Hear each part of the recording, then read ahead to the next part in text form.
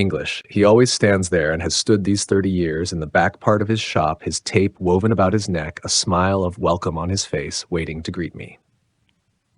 Urdu. वो हमेशा वहाँ खड़ा होता है और पिछले 30 सालों से अपने दुकान के पिछले हिस्से में खड़ा है। इसका पैमाना गर्दन में परवया हुआ है, चेहरे पर खुश आमदीद की मुस्कुराहट है और मेरा इस्तकबाल करने के लिए इंतज़ार कर रहा है। English. Something in a surge, he says, or perhaps in a tweed. Urdu. क्या आप सीरज में कुछ लेना चाहेंगे? वो कहता है, या शायद tweed में. English. There are only these two choices open to us. We have had no others for 30 years. It is too late to alter now. Urdu. हमारे पास सिर्फ ये दो अख्तियारात हैं. पिछले 30 सालों में हमें कोई और नहीं मिले. अब इसे तब्दील करना बहुत देर हो चुकी है. English, a surge, yes, continues my tailor. Something in a dark blue, perhaps. Urdu, हाँ, सीरज, मेरा दर्जी जारी रखता है, शायद कुछ गहरे नीले रंग में. English, he says it with all the gusto of a new idea, as if the thought of dark blue had sprung up as an inspiration. Urdu, वो इसे नए ख्याल की पूरी जोश के साथ कहता है, जैसे गहरे नीले रंग का ख्याल अचानक एक तहरीक के तौर पर आया हो. English, a dark blue. Mr. Jennings, this is his assistant. Kindly take down some of those dark blues. Gehra Neela, Mr. Jennings, ye iska maavin hai. Meherbani karke in gehre neele rangon mein se kuch le aiye. English. Ah, he exclaims. Now here is an excellent thing. His manner as he says this is such as to suggest that by sheer good fortune and blind chance he has stumbled upon a thing among a million. Urdu. Ah. वो पुकार उठता है. अब ये एक बेहतरीन चीज़ है. जब वो ये कहता है तो इसका अंदाज ऐसा होता है जैसे महज खुशकिस्मती और अंधी किस्मत से वो 1 लाख में से एक चीज़ पर ठुकर खा गया हो. English. He lifts one knee and drapes the cloth over it, standing upon one leg. He knows that in this attitude it is hard to resist him. Urdu. वो एक घुटना उठाता है और कपड़े को उस पर लटका देता है, एक टांग पर खड़ा हो जाता है. इसे पता है कि इस अंदाज में इसका मुकाबला करना मुश्किल होता है. English, cloth to be appreciated as cloth must be viewed over the bended knee of a tailor with one leg in the air. Urdu, कपड़े को कपड़े के तौर पर सराहा जाने के लिए इसे दर्जी के खमीदा घुटने पर एक टांग हुआ में देखना जरूरी होता है. English, my tailor can stand in this way indefinitely. On one leg in a sort of ecstasy, a kind of local paralysis. Urdu. मेरा दर्जी इस अंदाज में बेहद देर तक खड़ा रह सकता है, एक टांग पर एक किस्म की खुशी में, जैसे मकामी नौयत का फालज हो. Would that make up well? I ask him. Urdu. क्या ये अच्छा बन जाएगा? मैं इससे पूछता हूँ. English. Admirably, he answers. बहुत अच्छा. English. I have no real reason to doubt it. I have never seen any reason why cloth should not make up well, but I always ask the question as I know that he expects it and it pleases him.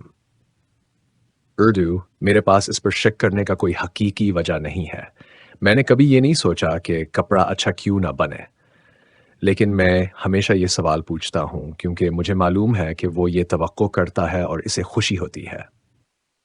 English, there ought to be a fair give and take in such things.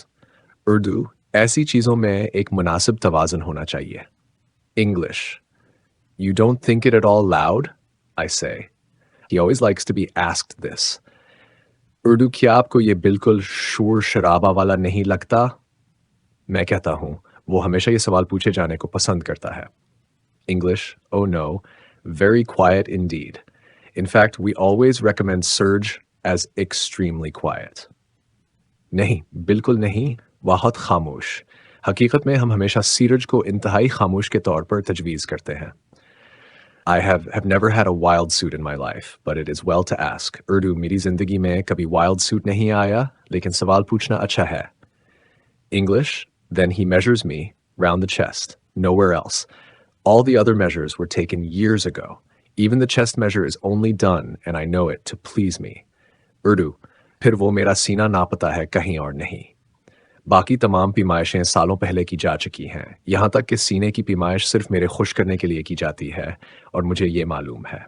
English. A little fuller in the chest. My tailor muses. Then he turns to his assistant. Mr. Jennings, a little fuller in the chest, half an inch onto the chest, please. Urdu, सीने में थोड़ी सी मजीदियत हो. मेरा दर्जी सोचता है. फिर वो अपने मावन की तरफ मुड़ता है. Mr. Jennings, सीने में थोड़ी सी मजीदियत हो. सीने पर आध इंच इजाफा कर दें, मेहरबानी करके. English, it is a kind fiction.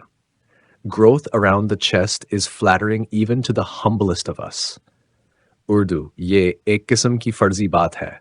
सीने के अर्द गर्द बढ़ना हम में से सबके लिए खुशी की बात होती है. Yes, my tailor goes on. He uses yes without any special meaning. Yes, and shall we say, a week from Tuesday? Mr. Jennings, a week from Tuesday, please. Urdu, हाँ. मेरा दर्जी कहता है वो हाँ बगैर किसी खास मतलब के कहता है. हाँ, और क्या हम कह सकते हैं कि मंगल के बाद एक हफ्ते? Mr. Jennings, मंगल के बाद एक हफ्ते, मेहरबानी करके. English, and will please, I say, send the bill to. और क्या आप मेहरबानी करके? मैं कहता हूँ bill भेज दें. English, but my tailor waves this aside. He does not care to talk about the bill. It would only give pain to both of us to speak of it. और लेकिन मेरा दर्जी ये बात टाल देता है. वो बिल के बारे में बात नहीं करना चाहता. इस पर बात करना दोनों को दुख देगा. The bill is a matter we deal with solely by correspondence, and that only in a decorous and refined style, never calculated to hurt. Urdu, बल एक ऐसा मामला है जिसे हम सिर्फ खत किताबत के जरिए हल करते हैं, और वो भी एक शाइस्ता और महज़ब अंदाज में जो कभी तकलीफदा नहीं होता. English, I am sure from the tone of my tailor's letters that he would never send the bill or ask for the amount, were it not that from time to time he is himself unfortunately pressed, owing to large consignments from Europe.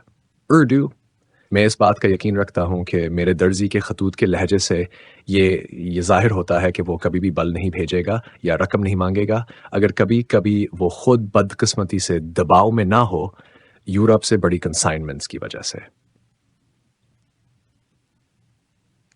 English, but for these heavy consignments, I'm sure I should never need to pay him. It is true that I have sometimes thought to observe that these consignments are apt to arrive when I pass the limit of owing for 2 suits and order a third. Urdu, लेकिन इन भारी consignments की वजह से मुझे यकीन है कि मुझे कभी भी उसको अदायगी करने की ज़रूरत ना होती. ये सच है कि कभी-कभी मैंने ये महसूस किया है कि ये consignments इस वक्त आती हैं जब मैं 2 सूटों का कर्ज अदा करने के बाद तीसरे का ऑर्डर देता हूँ. English, but this can only be a mere coincidence. Urdu, लेकिन ये सिर्फ एक इत्तेफाक हो सकता है. Yet the bill, as I say, is a thing that we never speak of. Instead of it, my tailor passes to the weather. Urdu, फिर भी जैसा कि मैं कहता हूँ बेल एक ऐसा मामला है जिस पर हम कभी बात नहीं करते. इसकी बजाय मेरा दर्जी मौसम की बात शुरू करता है. English, ordinary people always begin with this topic. Tailors, I notice, end with it. It is only broached after the suit is ordered, never before. आम लोग हमेशा इस मौजू से आगाज करते हैं. दर्जी, मैंने नोट किया है, इस पर ख़त्म करते हैं. ये सिर्फ सूट का ऑर्डर देने के बाद बात की जाती है, कभी पहले नहीं. English, pleasant weather we are having, he says. It is never other, so I notice with him. Perhaps the order of a suit itself is a little beam of sunshine. Urdu, हमें खुशगवार मौसम मिल रहा है. वो कहता है, ये कभी भी उसके साथ मुख्तलिफ नहीं होता, मैंने नोट किया है. शायद सूट का ऑर्डर खुद एक छोटी सी करने रोशनी हो. English, then we move together toward the front of the store on the way to the outer door. Urdu, फिर हम एक साथ दुकान के सामने की तरफ चलते हैं, बैरूनी दरवाजे की तरफ. English, nothing today, I suppose, says my tailor, in shirtings. आज कुछ नहीं, मुझे लगता है, मेरा दर्जी कहता है, shirtings में. English, no, thank you. Urdu, नहीं, शुक्रिया. English, this is again a mere form. In 30 years, I have never bought any shirtings from him, yet he asks the question with the same winsomeness as he did 30 years ago. ये भी सिर्फ एक रस्म है. 30 सालों में मैंने कभी भी इससे शर्टिंग नहीं खरीदी.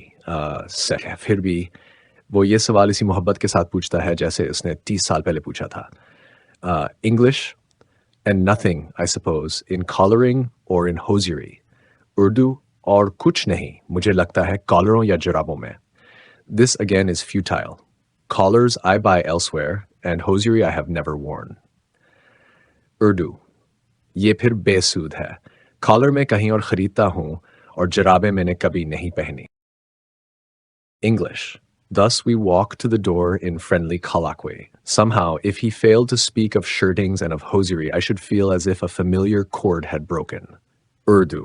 इस तरह हम दोस्ताना गुफ्तगू में दरवाजे की तरफ चलते हैं. किसी ना किसी तरह अगर उसने शर्टिंग्स और जुराबों के बारे में बात ना की होती तो मुझे ऐसा लगता कि जैसे एक शनासा रिश्ता टूट गया हो. And at the door we part. Urdu. दरवाजे पर हम जदा हो जाते हैं. English, good afternoon, he says.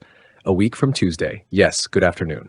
Urdu, subah bakheer, वो कहता है. मंगल के बाद एक हफ्ता, हाँ, subah bakheer. English, such is or was our calm, unsullied intercourse, unvaried, or at best broken only by consignments from Europe. ये है, या था, हमारा परस्कून बेदाग ताल्लुक बगैर किसी तब्दीली के या बेहतरीन तौर पर सिर्फ यूरोप से आए consignment से टूटा हुआ. English, I say it was, that is, until just the other day. Urdu में कहता हूँ ये था, यानी बस कल तक. English, and then, coming to the familiar door for my customary summer suit, I found that he was there no more. Urdu, और फिर अपने मामूल के गर्मियों के सूट के लिए मानूस दरवाजे तक पहुंचकर मैंने पाया कि वो वहां नहीं था. English, there were people in the store unloading shelves and piling cloth and taking stock. Urdu, दुकान में लोग शील्फें उतार रहे थे, कपड़े जमा कर रहे थे, और माल का हिसाब ले रहे थे. English, and they told me that he was dead. It came to me with a strange shock. I had not thought it possible. He seemed, he should have been, immortal. Urdu और उन्होंने मुझे बताया कि वो मर चुका था. ये एक अजीब सदमे के साथ मेरे दिल पर आया. मैंने कभी नहीं सोचा था कि ये मुमकिन होगा. वो ऐसा लगता था. वो बेमौत होना चाहिए था. English, they said the worry of his business had helped to kill him. उन्होंने कहा कि कारोबार की परेशानी ने इसकी मौत में मदद की थी. English, I could not have believed it. It always seemed so still and tranquil, wearing his tape about his neck and marking measures and holding cloth against his leg beside the sunlight of the window in the back part of the shop. मैं इस पर यकीन नहीं कर सकता था. वो हमेशा इतना परस्कून और खामोश लगता था, गर्दन में पैमाना डालता, पैमाइशें करता, और दुकान के पिछले हिस्से में खिड़की की रोशनी के करीब टांग के साथ कपड़ा पकड़े हुए. English, can a man die of that? Yet he had been going behind, they said, however that is done for years. Urdu, क्या कोई आदमी इससे मर सकता है? फिर भी वो पीछे जा रहा था, उन्होंने कहा. ये कैसे किया जाता है ये मुझे नहीं मालूम, कई सालों से.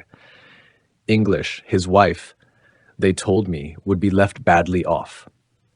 Urdu, उनकी बीवी, उन्होंने मुझे बताया, बुरी हालत में रह जाएगी. English, I had never conceived him as having a wife. But it seemed that he had, and a daughter too, at a conservatory of music.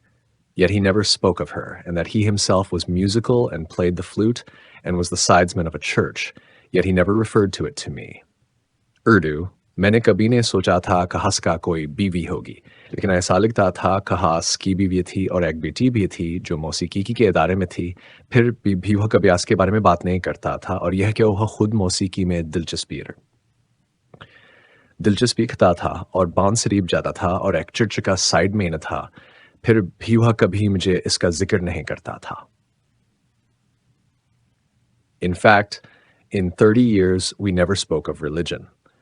Urdu दरअसल 30 सालों में हमने कभी मजहब के बारे में बात नहीं की. English. Now, it was hard to connect him with the idea of it. अब ये इसके साथ इस ख्याल को जोड़ना मुश्किल था. As I went away, I wondered if it could possibly be true. जब मैं वहां से गया तो मुझे हैरत हुई कि क्या ये सच हो सकता है. But then I remembered the small clock on the shelf in the corner of back part of the shop, which had been wound up for 30 years and had never stopped ticking, and the piles of cloth and the shelves and the creaking of the floor. लेकिन फिर मैंने वो छोटा-सा घड़ी याद किया जो दुकान के पिछले हिस्से के कोने में रखी हुई थी, जिसे 30 सालों से चलाया गया था और कभी भी टक-टक करना बंद नहीं किया, और कपड़े के ढेर और शेल्फें और फर्श की चरचराहट। English. I think now that these things with their quiet life must have killed him. Urdu. मुझे अब लगता है कि ये चीज़ें अपनी खामोश ज़िंदगी के साथ उसकी मौत का सबब बनी होंगी. English. As I went out, I seemed to hear his voice still saying, "And nothing today in shirtings?" Urdu. जब मैं बाहर निकला तो मुझे ऐसा लगा कि इसकी आवाज़ अभी भी सुनाई दे रही है, और आज shirtings में कुछ नहीं. In English. I was sorry I had never bought any. मुझे अफसोस हुआ कि मैंने कभी नहीं खरीदा. English. There is, I am certain, a deep moral in this, but I will not try to draw it. It might appear too obvious. इसमें यकीनन एक गहरी अखलाकी सबक है, लेकिन मैं इसे समझाने की कोशिश नहीं करूंगा. ये बहुत जाहिर हो सकता है. Stephen Leacock was born on December 30th, 1869, in Hamilton, Ontario, Canada. He was a famous Canadian writer, known for his humor and satire. He was a professor of political economy at McGill University for many years, but his most famous work was in writing and humor. Early life. Leacock grew up in Canada and attended McGill University. He was very interested in literature and humor from a young age. Middle life. During his middle years, Leacock worked at McGill University teaching and writing. His career as a writer took off, and he became widely recognized for his wit and comedic style. He wrote numerous books, essays, and short stories, many of which are still popular today. Marriage life. Stephen Leacock married Beatrix Trix McQuaig in 1928. They had one child, a son named Stephen Leacock Jr. Old age. In his later years, Leacock continued to write, but began to face health problems. He lived a quiet life and spent much time reflecting on his career and accomplishments. Famous works. Some of his most famous works include Sunshine Sketches of a Little Town, 1912, Arcadian Adventures with the Idle Rich, nonsense novels. Cause of death. Leacock passed away on March 3rd, 1944, at the age of 74. He died in Toronto, Canada, likely due to a stroke. Writing style. Leacock was known for his humorous writing style, often using satire and irony. His work reflected a deep understanding of human nature and the absurdities of life, with a light and witty touch. My Tailor by Stephen Leacock. Title significance. The title My Tailor is significant as it directly refers to the central character in the story, the narrator's tailor, who plays a key role in the reflection and deeper insights of the narrator. The title is also ironic as it portrays a seemingly simple relationship between a customer and a tailor, yet it reveals the complexity of human connections, habits, and how people often overlook the deeper meaning in their day-to-day lives. Background. My Tailor is a short story written by Stephen Leacock, a well-known Canadian humorist and writer. The story highlights the mundane yet reflective relationship between a customer and his tailor, unfolding over several decades. Through humor and irony, Leacock explores themes such as routine, the passage of time, and the unexpected revelation of a person's life upon their death. The story touches on the narrator's realization about the tailor, whom he had known for many years after learning of his death. 1. The narrator, the protagonist of the story, who visits his tailor for the same routine suit fittings for 30 years. He is reflective, somewhat detached, and tends to observe things around him with a certain distance. But 2. The tailor. The tailor is a quiet, routine-bound, and dedicated professional who works in the same manner for decades. His life appears to revolve around his business, marked by rituals and simplicity. The narrator only gradually learns more about him, especially after his death. 3. Mr. Jennings, the tailor's assistant, mentioned briefly in the story, who helps with measurements and the day-to-day operations of the shop. Main idea. The story revolves around the narrator's long-standing relationship with his tailor, who is a symbol of routine, predictability, and quiet professionalism. Over the course of 30 years, the narrator repeatedly visits the tailor to order suits, and their interaction follows a predictable pattern. However, the story takes a sudden turn when the narrator learns of the tailor's death.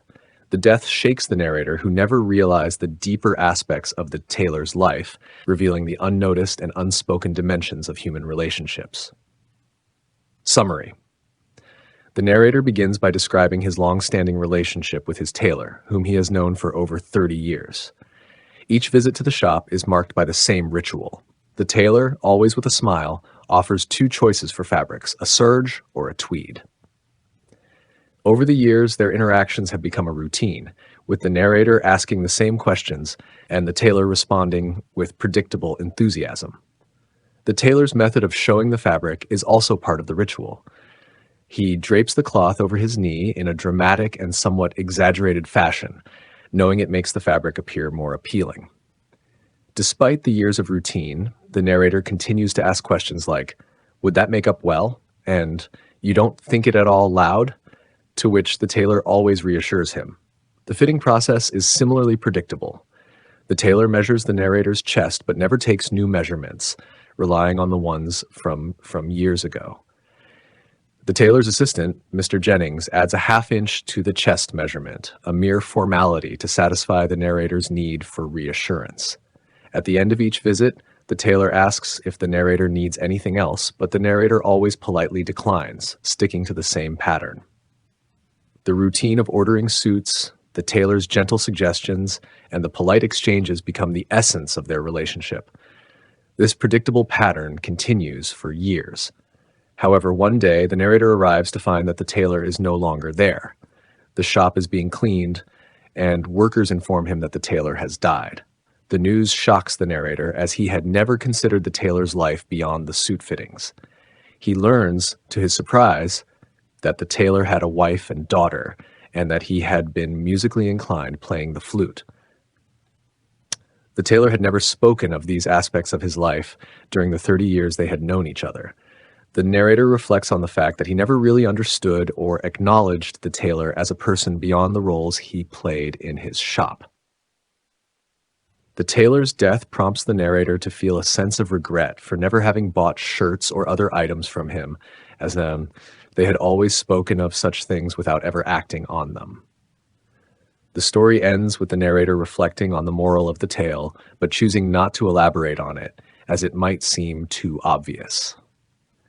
The routine relationship with the tailor, while seemingly ordinary, is a reminder of the deeper and often unnoticed layers of human life and connections.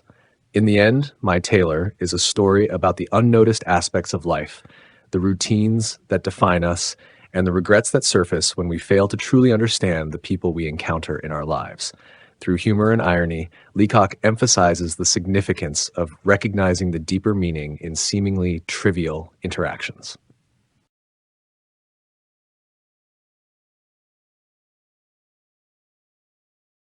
Hanshash 10 Themes in My Tailor by Stephen Leacock. 1. And monotony. The story emphasizes the predictable and repetitive nature of the narrator's relationship with his tailor, highlighting the comfort and dullness of routine. 2. Human connections. The story reflects how people can be unaware of the deeper lives of others, even those they interact with regularly. 3. Regret. The narrator feels regret for never having bought anything beyond suits, which he later realizes was an opportunity to truly connect with the tailor. 4. Mortality. The sudden death of the tailor serves as a reminder of the inevitable end that comes for all, no matter how mundane their existence may seem. 5. Irony. The irony is found in how the narrator, who interacts with the tailor for 30 years, is still oblivious to much of the tailor's life until after his death. Verse 6. Human nature. The story explores human tendencies to follow routine and avoid deeper reflections about life, even when they are in a relationship with someone for many years. 7. Death and its aftermath. The narrative uncovers the unexpected consequences of the tailor's death, shedding light on things the narrator never knew. 8. Missed opportunities. The narrator's missed opportunities for a more meaningful interaction with his tailor demonstrate how people often overlook important aspects of their relationships. Number 9. The passage of time. The story reflects on how time passes unnoticed, with both the narrator and the tailor stuck in repetitive patterns until a sudden event, the tailor's death, shakes things up. 10. Memory and reflection. The story is about the narrator reflecting on his memories of the tailor and realizing the depth of their relationship too late. 10 literary devices in My Tailor by Stephen Leacock. 1. Irony. There is situational irony when the narrator learns about the tailor's life only after his death, despite having known him for decades. 2. Hyperbole. Leacock uses exaggeration to describe the tailor's dramatic way of displaying fabric, particularly the act of draping the cloth over his knee to make it appear more appealing. 3. Repetition.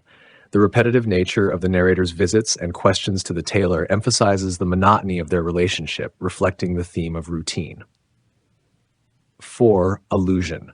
There are subtle allusions to human nature and life's routine, which Leacock addresses through the repeated interactions between the narrator and the tailor.